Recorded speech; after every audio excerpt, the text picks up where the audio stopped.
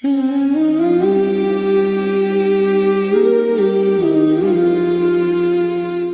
dan miskin adalah sunnatullah. Dalam sebuah lingkungan manusia, selalu saja Allah lapangkan rizki bagi sebagian mereka. Lalu di sampingnya, Allah ciptakan orang-orang miskin yang tak berada. Miskin dan kaya adalah ujian. Orang miskin diuji dengan kesabaran, dan orang kaya diuji dengan kepedulian. Dijadikannya orang-orang miskin di tengah orang-orang berada adalah sebagai ujian kepekaan. Adakah mereka yang berada peka dengan air mata dan rintihan saudaranya yang miskin? Atau mereka hanya sekedar menjadi penonton atas nestapa yang mendera saudaranya? Allah lah yang mentakdirkan kemiskinan. Allah pula yang mentakdirkan kekayaan. Dua-duanya adalah ujian dari Allah. Allah menguji penderitaan dan kemiskinan dengan kesabaran. Sampai di mana kita menjawab beban dan penderitaan itu dengan kesabaran. Allah menguji kita dengan kepemilikan harta dan nikmat. Sampai di mana kita mau bersyukur. Rasulullah bersabda, "Man la yarham la yurham." Siapa yang tidak menyayangi tidak akan disayangi. Iman yang bersinar di dada, iman yang berfungsi, dipastikan akan tumbuh kasih sayang yang luar biasa antar sesama. Kasih sayang antar sesama akan menghadirkan kasih sayang Allah kepada kita. Kejarlah kasih sayang lewat menyayangi antar sesama. BMU hadir untuk memediasi orang-orang yang mendapat nikmat dari Allah, supaya mereka memanifestasikan rasa kasih sayangnya lewat membantu saudaranya yang berhajat dan membutuhkan. Mari bersama BMU kita mencari kasih sayang Allah lewat menyayangi antar sesama.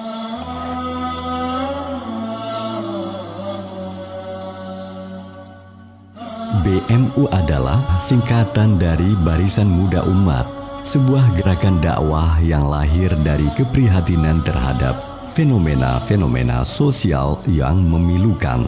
Fenomena bahwa krisis kepedulian antar sesama umat Islam telah menggambarkan hancurnya separuh peradaban Islam yang telah berhasil dibangun oleh generasi awal Islam. Gemerlap peradaban sosial bangsa Melayu, khususnya bangsa Aceh yang begitu gemilang, baik pada masa kesultanan maupun pada awal kemerdekaan Republik ini, telah mulai meredup. Padahal sejarah mencatat, pasca kemerdekaan, rakyat Aceh yang saat itu masih terseok-seok pasca penjajahan telah membuktikan kebaikan dan kedermawanannya. Dalam keterbatasan pasca perang, rakyat Aceh bahu-membahu menyumbang harta benda dan emas yang dimilikinya hingga menjelma menjadi pesawat yang terbang di langit Nusantara. Dan itu merupakan pesawat pertama dan satu-satunya yang dimiliki oleh Republik Indonesia kala itu. Suramnya kehidupan sosial dan rendahnya kepedulian antar sesama adalah manifestasi dari lemahnya dakwah sosial. Padahal genderang infak dan sedekah telah menggelegar di tabukan Rasulullah dan dilanjutkan oleh para generasi awal, sehingga kokoh menjadi bagian dari peradaban Islam Ahlus Sunnah wal Jamaah. Dan di hari-hari terakhir, dakwah sosial ini perlu dikembangkan kembali. Lahirnya Gerakan Barisan Muda Umat atau BMU diinisiasi oleh seorang ulama Aceh, Tunku Haji Muhammad Yusuf Abdul Wahab atau biasa disapa Tusub Jenib. Di awal pergerakannya, Tusub memanggil beberapa orang dekat untuk membicarakan bagaimana supaya mereka bangkit untuk menjadi perintis pergerakan dakwah sosial. Ternyata di dalam tubuh mereka mengalir darah para leluhurnya yang dikenal memiliki peradaban sosial yang tinggi. Rasa kasih sayang terpendam di dalam jiwanya bagaikan kayu gaharu. Saat dibakar, mengeluarkan bau harum yang semerbak. Dari situlah titik awal mereka sepakat untuk mendirikan BMU. Berangkat dari semangat kepedulian yang telah lama terpendam, akhirnya pada bulan Desember tahun 2017, BMU resmi didaftarkan pada Kementerian Hukum dan HAM Republik Indonesia. Dan untuk mengelola program di lapangan, BMU kemudian membentuk sebuah badan khusus yang menangani penggalangan dana, pembangunan dan pertanggungjawaban yang diberi nama Gerakan Peduli Umat GPU BMU. Dalam kegiatan penggalangan dana, GPU BMU meluncurkan sebuah program yang cukup menarik partisipasi, yaitu gerakan Rp10.000 untuk rumah layak huni. Melalui program ini, GPU BMU berhasil mengumpulkan para sukarelawan hingga pada akhir Desember tahun 2017, BMU melaksanakan program perdananya, yaitu membangun rumah layak huni bagi seorang nenek janda duafa asal Kecamatan Pantra, Kabupaten Biren, Nek Fatimah. Pada prinsipnya, BMU hadir untuk mewadahi orang-orang yang sebenarnya memiliki semangat kepedulian yang sangat tinggi. Tetapi mereka tak tahu harus memulainya dari mana. Maka kami melihat ada cukup banyak orang-orang yang sebenarnya tersentuh hatinya melihat kondisi kehidupan dan persoalan hidup saudara-saudaranya yang penuh dengan kemiskinan, penderitaan dan kedhaifan.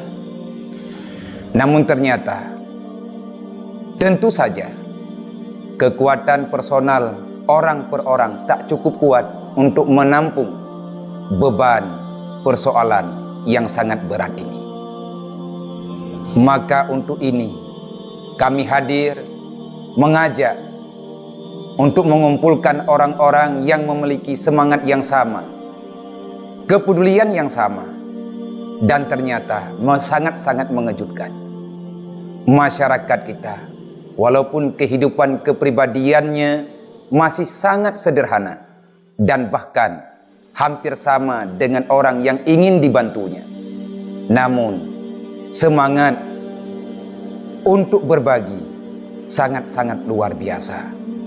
Masya Allah, walaupun dengan uang Rp10.000, mereka tetap tak mau tinggal diam, ingin ambil bagian untuk membantu saudara-saudaranya yang sedang dalam penderitaan. Keberhasilan BMU berdakwah dan mengelola program secara transparan menjadikan BMU sebagai lembaga peduli sosial yang dipercaya. Orang-orang yang memiliki kepedulian mulai menyalurkan donasi melalui BMU. Para sukarelawan yang ikut memberikan sumbangsihnya melalui BMU datang dari berbagai latar belakang. Tak hanya orang-orang kaya, orang miskin pun ikut menyumbang. Tak hanya masyarakat Aceh, sejumlah orang dari luar Aceh pun ikut menjadi donatur tetap dalam setiap kegiatan yang digalakkan. Semisal saudara-saudara di Pulau Jawa dan Sumatera. Tak tertinggal, sejumlah masyarakat Aceh yang berada di negeri jiran Malaysia juga menggalang kekuatan untuk saudaranya di kampung halaman. Bahkan, sesuatu yang cukup membanggakan, sejumlah perempuan-perempuan Aceh yang berdomisili di Malaysia secara khusus membentuk wadah tersendiri untuk menggalang kepedulian. Mereka adalah Sri Kandi Aceh yang menamai diri WPU, Wanita Peduli Umat. Dengan pola yang sama, sejak berdiri, BMU telah berhasil melaksanakan sejumlah program peduli, antara lain program Peduli Gempa Lombok, program Peduli Muslim Rohingya yang terdampar di Biren, dan yang paling fenomenal adalah program pembangunan rumah layak huni bagi sejumlah masyarakat miskin. Dalam jangka waktu 1 tahun sejak berdiri, BMU telah membangun belasan rumah layak huni yang tersebar di Kabupaten Biren, Kabupaten Aceh Utara, Kabupaten Aceh Timur, Kabupaten Pidi, dan Pidi Jaya. Saudaraku, mari kita merenung sejenak.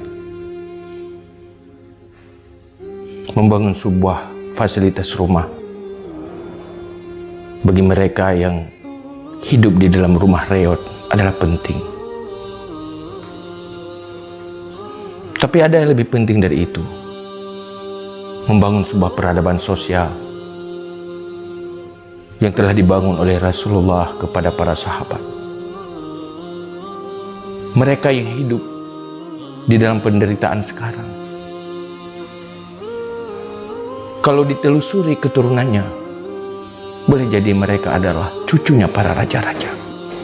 Tapi sekarang mereka hidup dalam penderitaan, di dalam sebuah lingkungan tidak peduli sosial. Tidak mustahil, sama sekali tidak mustahil, di dalam turunan anak cucu kita, mereka akan menjadi petani miskin. Mereka akan jadi yatim piatu.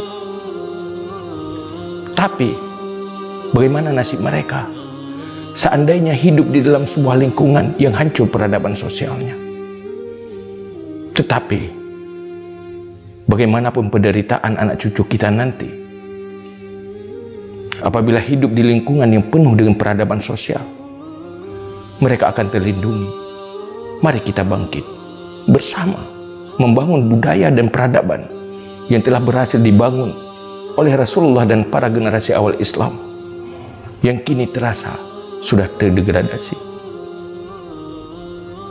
Mari kita lakukan semua itu, karena Allah di samping bisa melindungi hamba-hamba Allah, kita akan dilindungi Allah dari neraka lewat kasih sayang kita kepada sesama, kepada hamba-hamba Allah yang lain. Mari saudaraku, bangkit, bakar darah para leluhurmu yang mengalir dari darah-darah generasi yang telah sukses membangun sebuah peradaban sosial yang mampu membantu saudaranya yang dekat, malah mampu membantu bangsa-bangsa lain.